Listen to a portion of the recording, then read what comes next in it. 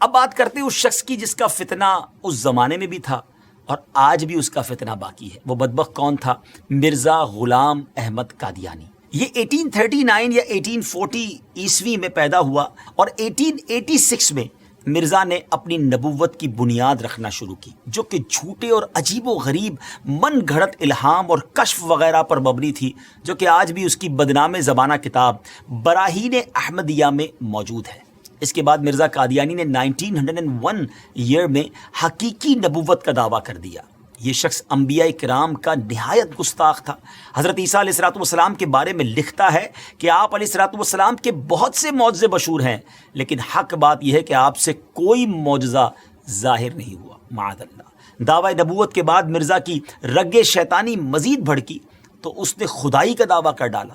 لکھتا ہے کہ میں نے نیند میں اپنے آپ کو ہو بہو اللہ دیکھا اور میں وہ اللہ ہوں. پھر میں نے آسمان و زمین بنائے اور کہا ہم نے آسمان کو ستاروں کے ساتھ سجایا ہے. استغفر اللہ، استغفر اللہ. دیگر جھوٹے نبوت کے دعوے داروں کی طرح مرزا غلام قادیانی نے بھی کچھ پیشن گوئیاں کی تھیں، مگر ان کا انجام مسیلمہ کذاب کی طرح ہی ہوا. چند باتیں بتاتا ہوں اس بارے میں کہ نمبر 1، اس نے اپنے لیے ایک لڑکے کی پیشن گوئی کی کہ کہا تھا کہ انبیاء کا چاند ہوگا اور بادشاہ اس کے کپڑوں سے برکت لیں گے، مگر اس کے ہاں لڑکی ہو گئی تو اس پر کہنے لگا کہ وہی سمجھنے میں غلطی ہو گئی ہے، اب کی بار جو بچہ پیدا ہوگا وہ لڑکا جو ہے وہ انبیاء کا چاند ہوگا. اس بار بیٹا تو ہوا مگر چند روز بعد ہی مر گیا. بادشاہ تو دور کی بات ہے، کسی محتاج نے بھی اس کے کپڑوں سے برکت نہ لی. نمبر 2، اس نے ایک اور پیشن گوئی کی کہ آسمانی بیوی کی پیشن گوئی کی اور اپنی چچا زاد بہن احمدی کو خط بھیجا کہ اپنی بیٹی محمدی بیگم میرے نکاح میں دے دے. اس نے صاف انکار کیا، اس پر دھمکیاں دی اور پھر کہا کہ وہی آ گئی ہے، ہم نے تیرا نکاح اس سے کر دیا ہے، اور یہ کہ اس کا نکاح اگر تو دوسری جگہ کرے گی تو 2.5 یا 3 برس کے اندر اس کا شوہر مر جائے گا. مگر اس خدا کی بندی نے اس بدبخت کی ایک نہ سنی اور سلطان محمد خان سے نکاح کر دیا. وہ آسمانی نکاح دھرا کا دھرا ہی رہ گیا، کچھ بھی نہ ہوا، وہ شوہر نہ مرا اور نہ کچھ اور ہوا. اللہ اکبر. ناظرین، جھوٹوں کا یہی انجام ہوتا ہے. بہرحال مرزا غلام احمد قادیانی نے قانون کا امتحان دیا، لا کا امتحان دیا، ٹیسٹ دیا، مگر فیل ہونے پر تعلیم سے اس کا دل اچاٹ ہو گیا. کمزوری دل و دماغ کا مرض پوری عمر رہا.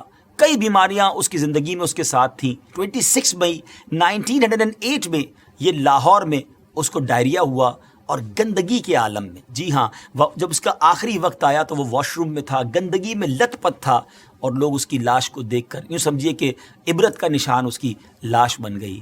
ناظرین، یہ ہے جھوٹے نبی کا انجام.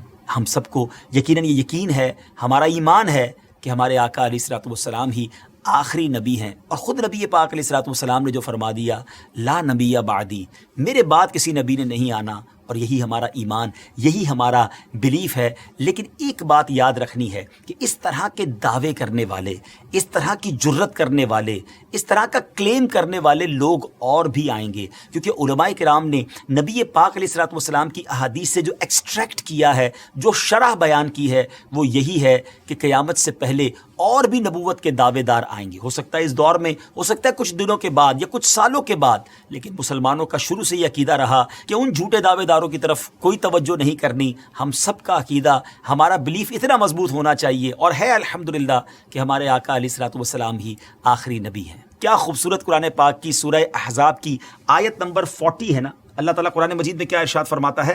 ما کان محمد ابا احد من رجالکم ولکن رسول اللہ وخاتم النبیین وکان اللہ بکل شیء علیما.